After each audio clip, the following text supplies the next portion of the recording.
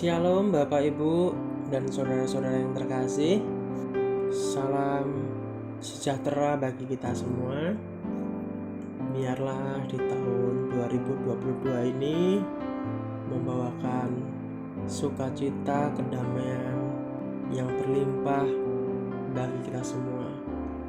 Terkhusus di pagi hari ini kita akan merenungkan bersama-sama kebenaran firman Tuhan. Sebelum kita merenungkan dan membaca kebenaran firman Tuhan di pagi hari ini, mari kita bersatu di dalam doa. Segala pujian, hormat hanya bagi nama-Mu, Allah yang kudus. Terima kasih untuk penyertaan-Mu.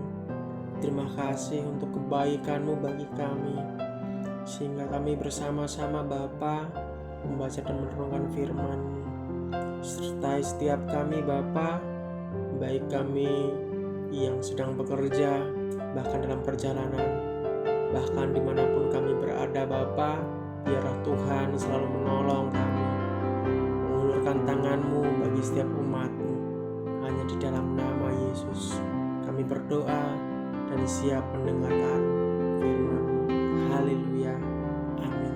Bapak dan Ibu dan saudara-saudara yang terkasih, renungan kita di pagi hari ini bertema peristiwa penting dalam kehidupan Kristus.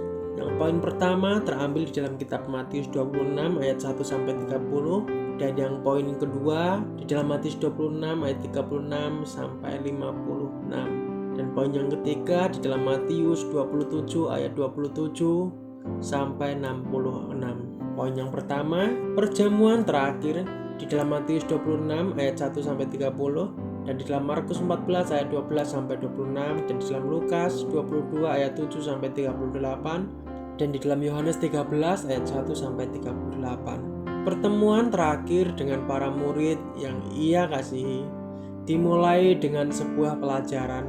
Para murid tengah berdebat mengenai siapa di antara mereka yang terbesar di dalam Lukas 22 ayat 24, sehingga menampakkan sudut pandang duniawi mereka. Yesus berdiri dan mulai membasuh kaki mereka, sebuah tindakan yang dilakukan oleh budak yang pangkatnya paling rendah. Melalui tindakan sederhana ini, Ia mengingatkan mereka bahwa para pengikutnya haruslah saling melayani, bukan berharap dilayani. Ia kemudian menjelaskan bahwa kecuali anak domba Allah mentahirkan dosa seseorang, orang itu tak akan pernah bersih. Jikalau aku tidak membasuh engkau, engkau tidak mendapat bagian dalam aku. Di dalam Yohanes 13 ayat yang ke-8. Pada perjamuan terakhir, Yesus juga mengatakan bahwa sang pengkhianat Yudas akan menyerahkan Dia pada otoritas dan menangkapnya. Para murid merasa sedih ketika Yesus menyatakan bahwa salah satu dari mereka bakal berkhianat dan menebak siapakah yang dimaksud. Mereka masih juga bingung ketika Yesus memberi konfirmasi bahwa sosok itu adalah Yudas yang Ia perintahkan pergi dan melakukan apa yang hendak Ia lakukan. Setelah kepergian Yudas, Yesus mengadakan perjanjian baru atas darahnya dan memberi perintah baru, yakni siapapun yang hendak mengikut Dia harus saling mengasihi dan hidup menurut kuasa Roh Kudus. Kita memperingati pemberian perjanjian baru tiap kali kita melakukan upacara komuni dengan merayakan tubuh Kristus yang dipecahkan bagi kita serta darahnya yang tercurah bagi kita. Dan yang poin kedua, penangkapan di Getsemani di dalam Matius 26 ayat 36 sampai 56, dan di dalam Markus 14 ayat 32 sampai 50, dan di dalam Lukas 22 ayat 39 sampai 54, dan di dalam Yohanes 18 ayat 1 sampai 12. Setelah perjamuan terakhir, Yesus membawa para murid ke taman Getsemani, di mana beberapa peristiwa terjadi. Yesus memisahkan diri dari mereka dan berdoa, serta meminta mereka berjaga-jaga dan berdoa pula. Namun beberapa kali Ia kembali pada mereka dan menemukan mereka terlelap tidur. Karena lelah dan sedih, memikirkan kemungkinan kehilangan dirinya. Dalam doa Yesus, ia meminta supaya Sang Bapa menghindarkan cawan murka yang bersih hukuman bagi dosa dunia daripadanya.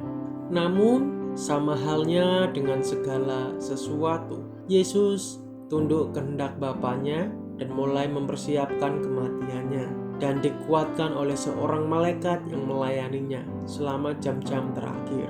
Yudas datang membawa sekumpulan orang dan menunjuk Yesus dengan ciuman. Kemudian Yesus ditangkap dan dibawa ke Kayafas untuk menjalani satu rangkaian sidang rekayasa. Dan yang poin ketiga, penyalipan dan pemakaman di dalam Matius 27 ayat 27 sampai 66, dan di dalam Markus 15 ayat 16 sampai 47, dan di dalam Lukas 23 ayat 26 sampai 56, dan di dalam Yohanes 19 ayat 17 sampai 42. Kematian Yesus di atas salib adalah titik puncak pelayanannya di bumi. Itulah sebabnya ia dilahirkan sebagai manusia untuk mati bagi dosa dunia, supaya mereka yang percaya padanya tidak akan binasa melainkan beroleh hidup yang kekal.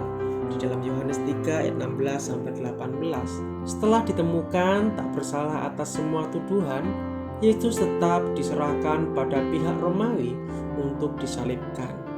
Peristiwa hari itu direkam dan di antaranya terdapat ketujuh ucapan terakhirnya, ejekan dan cemooh dari para prajurit serta kerumunan massa, pembuangan undi atas pakaiannya, dan 3 jam kegelapan.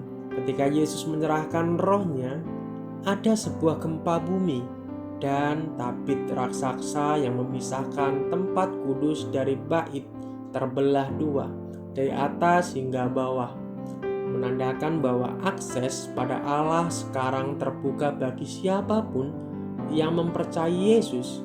Tubuh Yesus yang tak bernyawa diturunkan dari kayu salib, ditempatkan di kubur yang dipinjam dan ditinggal sampai hari Sabat selesai. Amin. Mari kita bersatu di dalam doa. Terima kasih Bapa untuk karyamu di kayu salib bagi kami semua. Mohon ampun Bapa ketika Engkau dapati kami tidak setia, tapi Engkau adalah Allah kami yang setia, yang selalu menolong dan memberkati kami dimanapun kami berada, baik memberkati kami jasmani maupun rohani. Semua itu Bapa kami pinta di dalam nama Yesus, Allah yang selalu memelihara kehidupan kami. Dan kami akan menyerahkan aktivitas kami Bapa. Kami mohon daripada Engkau, tuntun kami ke jalan yang lebih baik lagi.